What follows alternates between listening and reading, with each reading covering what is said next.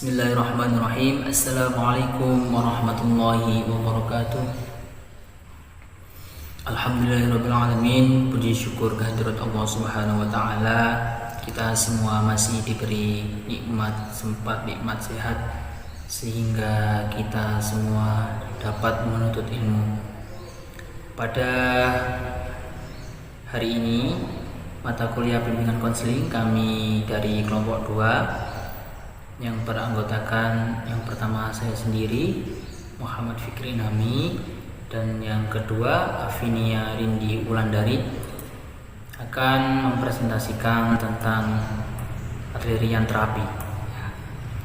Langsung saja ke peta konsepnya. Yang pertama introduction, yang kedua key concept, yang ketiga the therapy process, yang keempat application terapi, teknik and prosedur. Baik ya, langsung saja introduction ya.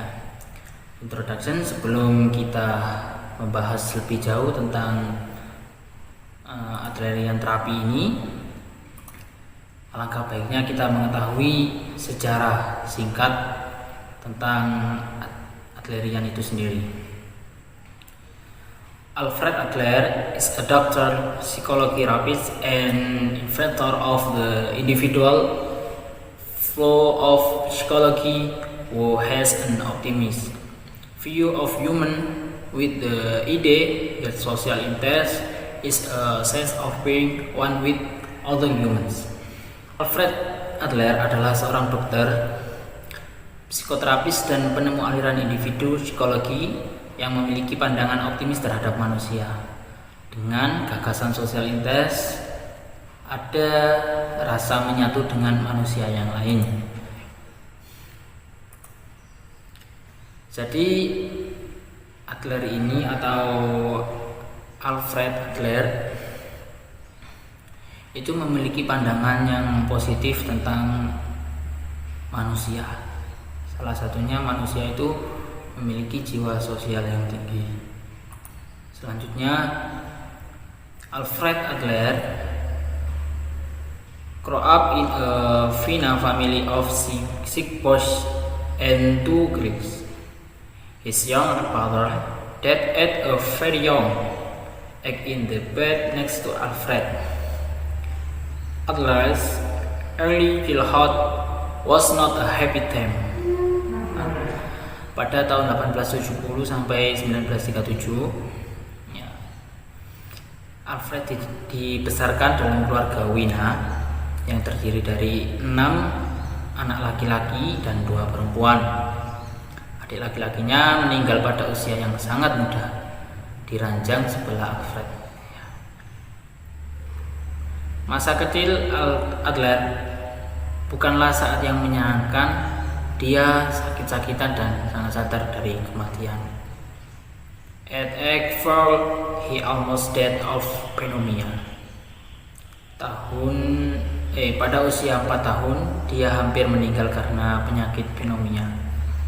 Itu sekilas sejarah singkat tentang Adler.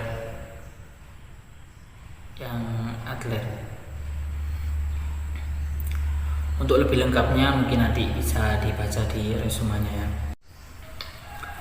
Baik, selanjutnya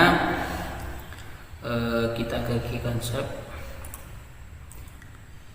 Main konsep utama dari yang ditawarkan Adler, human are socially responsible creatures. Manusia adalah makhluk sosial yang bertanggung jawab.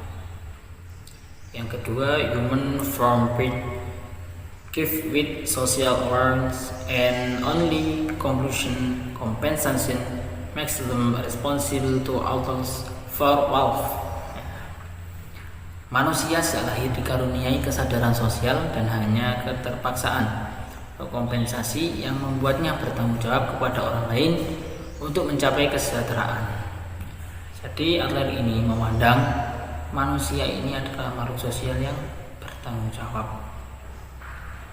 Dalam artian gini, ketika seorang itu mengambil sebuah keputusan, sebuah kebijakan, maka individu tersebut akan bertanggung jawab akan apa yang telah dilakukannya. Begitu. Lanjut. Baik, selanjutnya adalah prinsip of personality theory. Yang pertama adalah superiority principle, yang kedua inferiority principle. Apa sih superiority principle dan inferiority principle? Nah, mari kita bahas. Pertama, inferiority principle. Setiap individu memiliki kelemahan dalam memicu perasaan rendah diri. Untuk menutupi kekurangannya, individu berusaha mengkompensasi dalam bidang lain. Itu inferiority. Kalau superiority prinsip, setiap individu ingin sempurna atau mengajar kesempurnaan. Superioritas adalah gerak yang mengarahkan individu pada kesuksesan. Yang pertama, manusia punya rasa inferior. Manusia yang punya rasa inferior itu yang pertama pada fisiknya. Manusia masih wajar, entah dia merasa kecil, jelek. Tapi menurut Adler, orang-orang punya pandangan yang berbeda tentang inferioritas ini. Ada yang memaknai inferioritas itu ya biasa aja. Ada juga yang memaknai inferioritas secara keseluruhan pada sebuah aspek kehidupannya.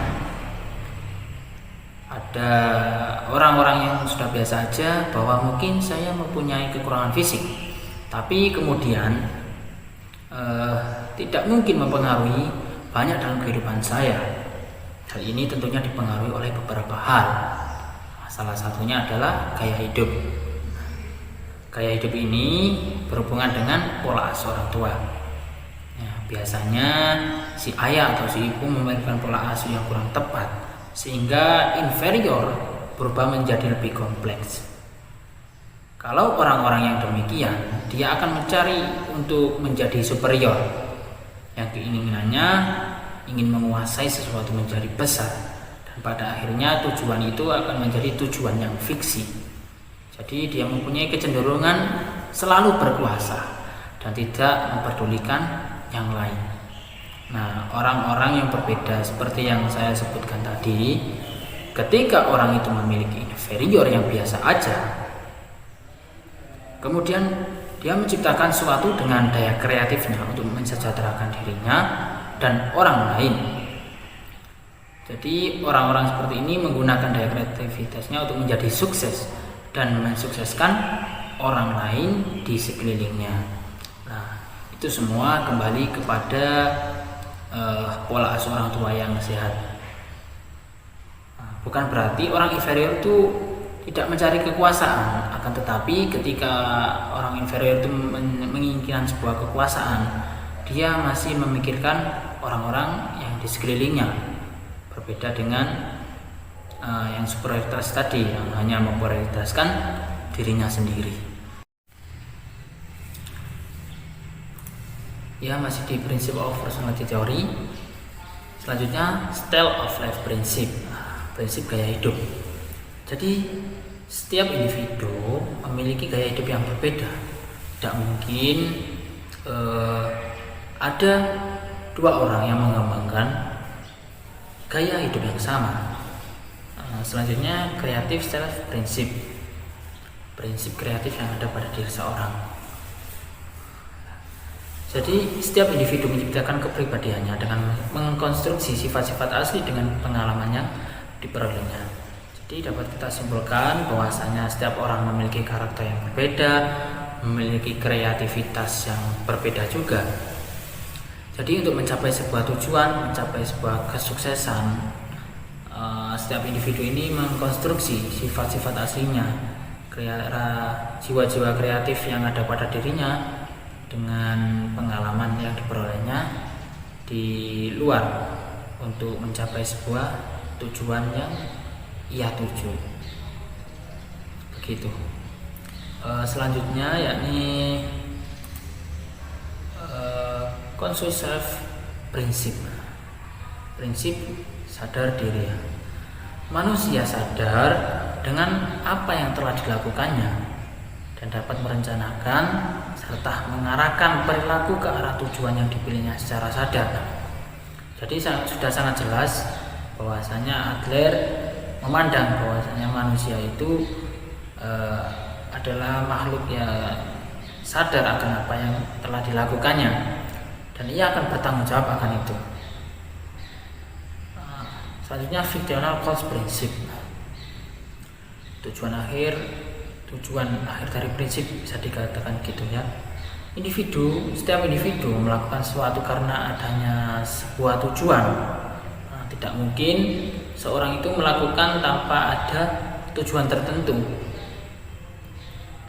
Tujuan itu mengarah ke masa depan dan bersifat semu, tapi dapat menjadi pendorong bagi individu dalam melakukan sesuatu.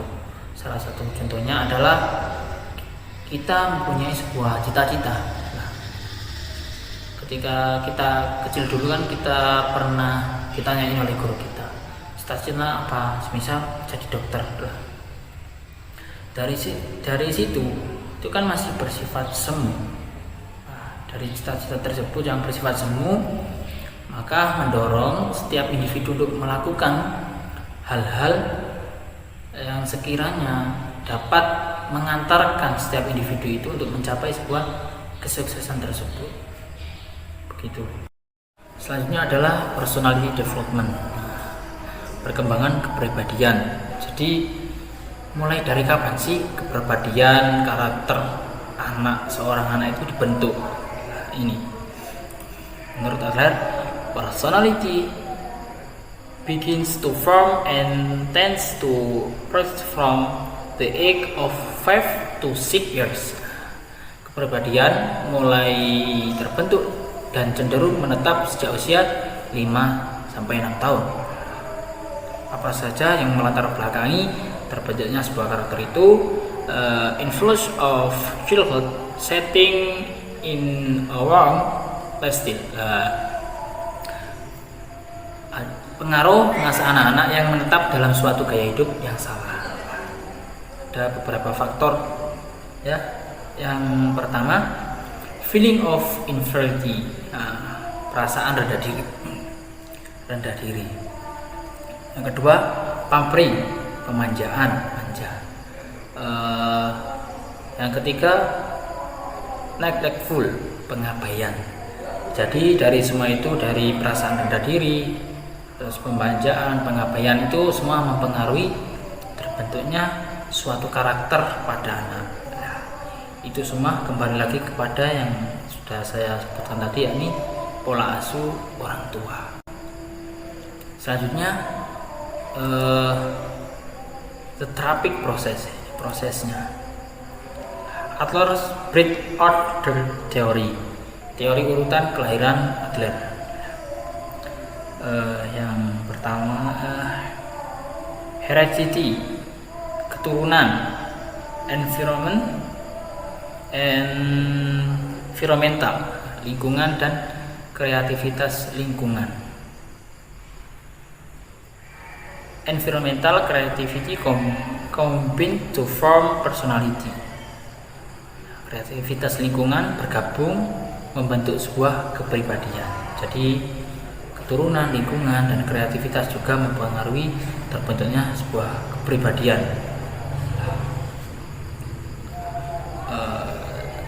Ini menurut urutan kelahirannya.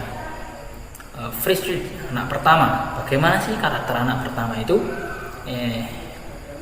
Heart, yakni menjaga. Dia mempunyai sifat menjaga, protect, melindungi, good control, mempunyai kontrol yang baik, anxiety, mempunyai kecemasan yang tinggi, dan yang terakhir kritis. Dia kritis. Kalau anak second child, anak kedua, motivation, dia mempunyai motivasi yang sangat tinggi, kompetitif, suka bersaing, kooperatif, dapat bekerja sama. Nah, ini ada sisi negatifnya. Rebellious, apa rebellious? Pemberontak. Terus selanjutnya Ashley Discord, mudah putus asa. Itu karakter anak kedua. Kalau young children, anak bungsu, sifatnya bagaimana? Pertama, ambisius, ambisi, realitis, ya realitis.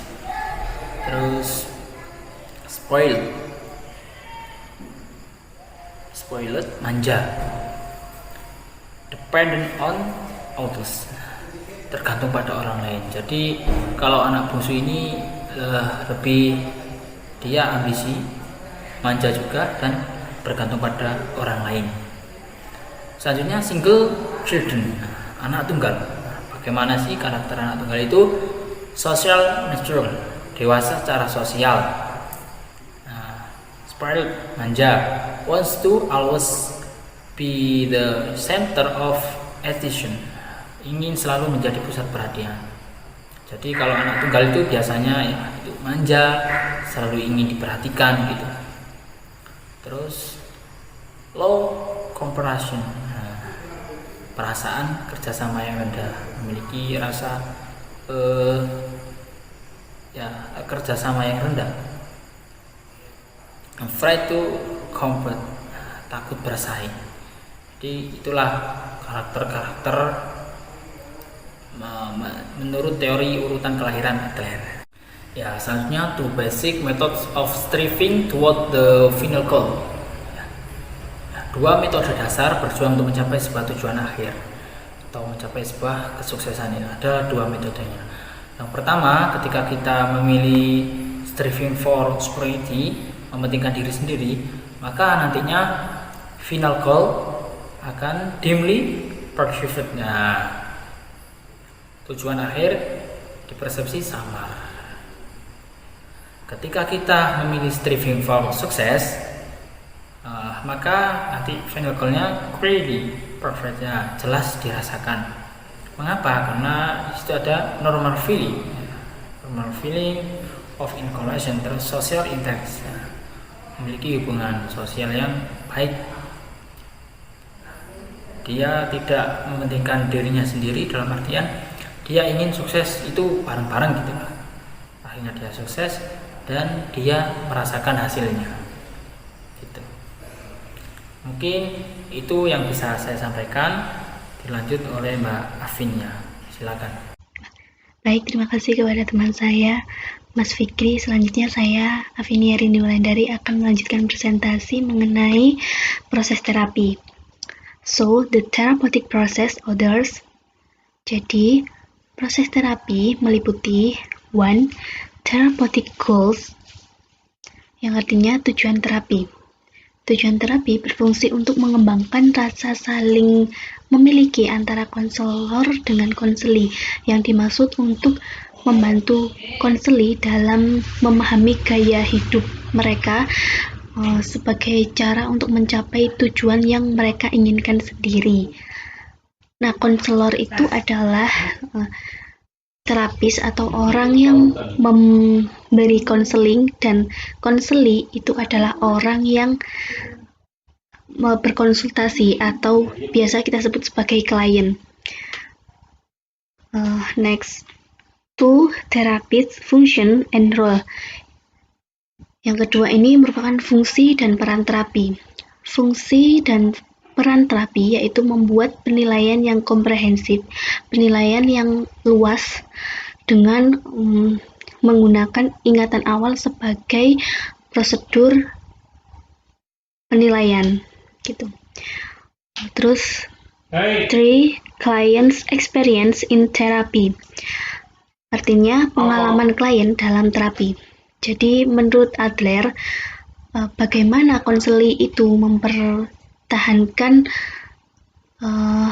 gaya hidup mereka, terus mengapa mereka menolak untuk merubahnya, itu dikarenakan gaya hidup mereka itu terlalu konsisten dan cenderung tidak bisa dirubah, cenderung tidak mau untuk melangkah lebih maju.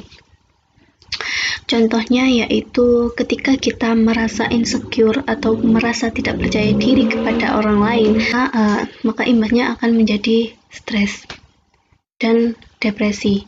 Nah, menurut Adler ini, stres atau depresi itu bukanlah sebuah penyakit, melainkan sebuah diagnosa yang tidak bisa disembuhkan, tetapi bisa didorong untuk dirubah. Baik teman-teman, setelah kita membahas tentang introduction, key concept, and therapeutic process, selanjutnya kita akan membahas tentang application, the therapeutic techniques and procedure, atau pengaplikasian teknik dan prosedur terapi.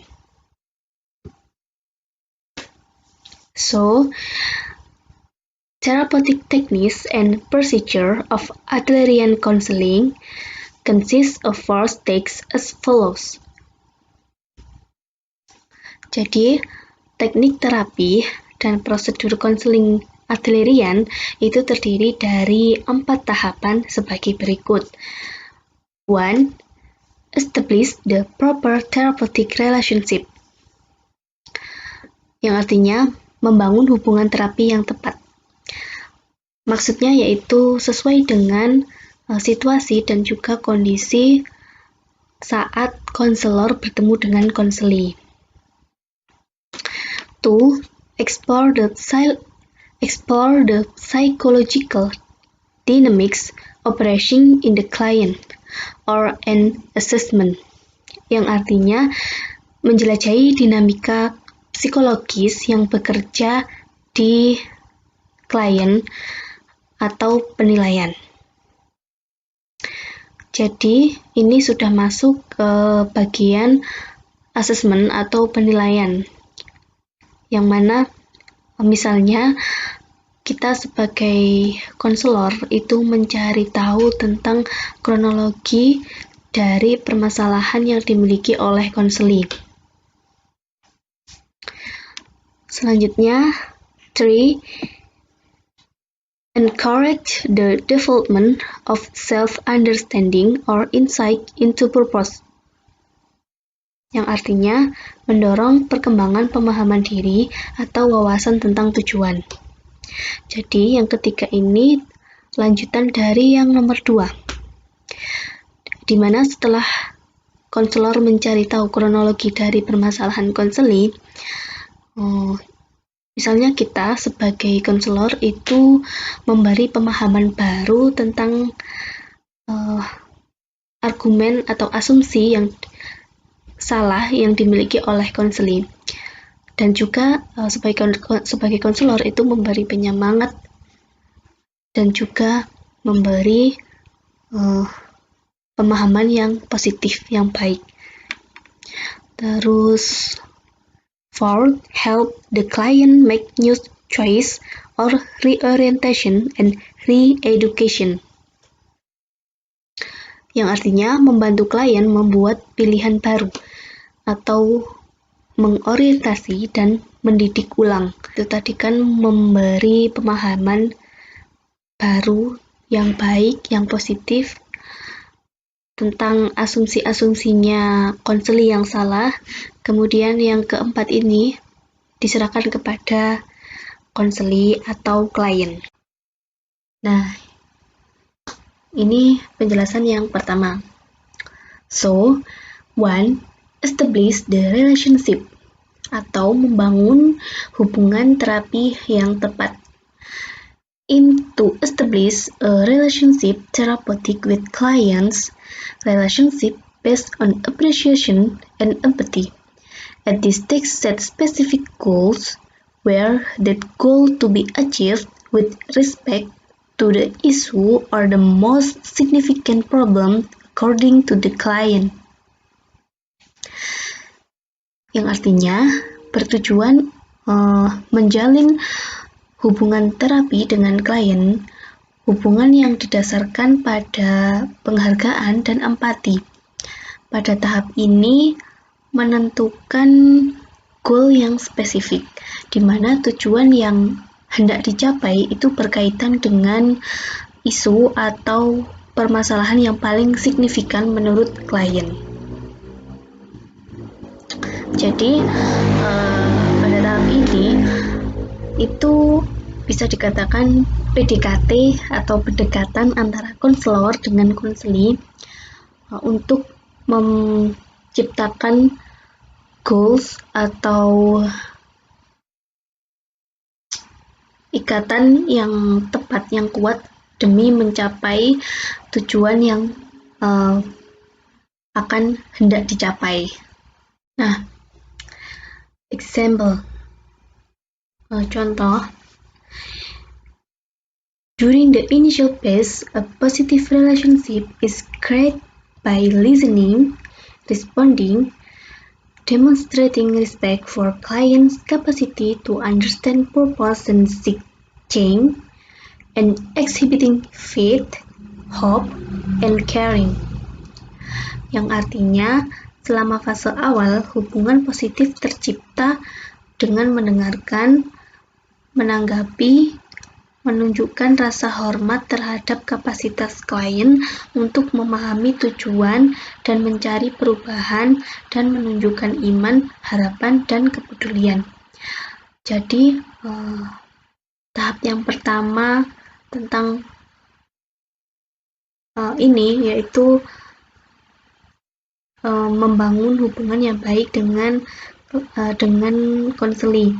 Jadi sebagai konselor itu harus menunjukkan kepeduliannya dengan konseli, yaitu dengan cara menanggapi, mendengarkan, menghormati, merespon, dan memberi kepercayaan kepada konseli. Nah, tahap yang ketiga yaitu encourage the development of self-understanding or insight into purpose. Encourage clients to forming understanding and insight.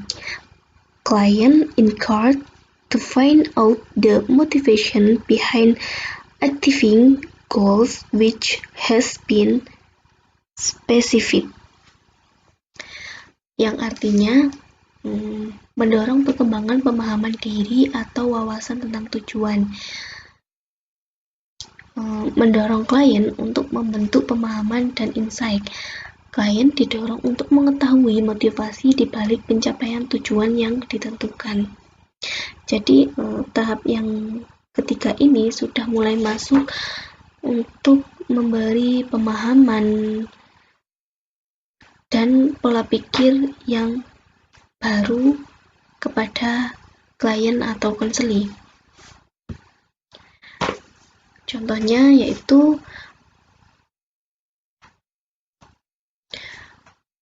Adlerian discourse and interpretation are concerned with creating awareness of one's direction in life, one's goals and purpose, one's private logic and how it works, and one's current behavior. Artinya, pengungkapan dan interpretasi Adlerian berkaitan dengan menciptakan kesadaran akan arah kehidupan seseorang, tujuan dan tujuan seseorang, logika pribadi seseorang, dan cara kerjanya dan berperilaku seseorang saat ini. Jadi tahap ini itu memberi pemahaman atau bahwasannya asumsi yang dimiliki oleh konseli atau klien itu salah, asumsi negatif itu salah. Nah, kemudian si konselor itu merubah dari pola pikirnya yang negatif ke pola pikir yang positif.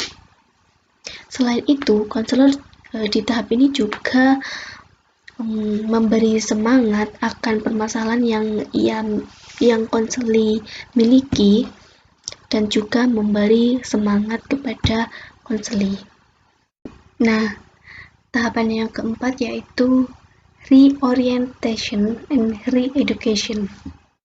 So, clients are encouraged to take concrete action on matters that have been determined in previous session, reorientation is intended for clients to take risks in interaction and process by doing it three ways. 1. The encourage process. 2. Change and the search for new possibilities. 3. Making a difference. Yang artinya, klien didorong untuk mengambil tindakan nyata atas hal-hal yang sudah ditentukan pada sesi-sesi sebelumnya. Reorientasi dimaksudkan agar klien mengambil resiko dalam interaksi dan proses dengan melakukan 3 cara, yaitu yang pertama proses penyemangat, kemudian berubah dan mencari kemungkinan baru, dan 3. Membuat perbedaan. Jadi proses penyemangat, misalnya di sini posisi kita sebagai konselor, yang mana kita memiliki konseli yang tidak percaya diri. Konseli kita itu memiliki masalah tidak percaya diri dengan dirinya sendiri.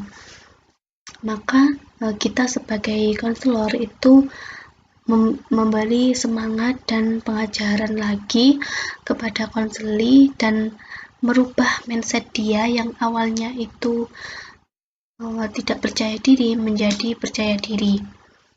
Kemudian berubah dan mencari kemungkinan baru. Jadi setelah kita konselor memberi semangat, memberi pengajaran, memberi pemahaman, memberi saran yang baik kepada konseli kita, maka konseli akan memulai berperilaku yang positif, mulai berpikir yang positif, dan ada keinginan dia untuk berubah, kemudian membuat perbedaan. Jadi yang ketiga ini langsung ke implementasinya.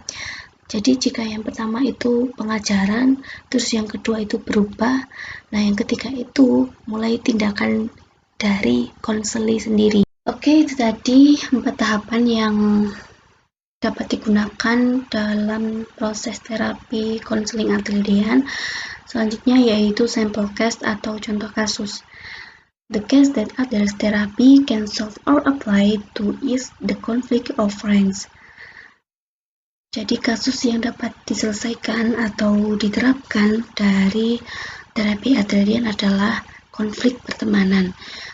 Untuk videonya bisa dilihat di link yang sudah saya sebarkan di grup.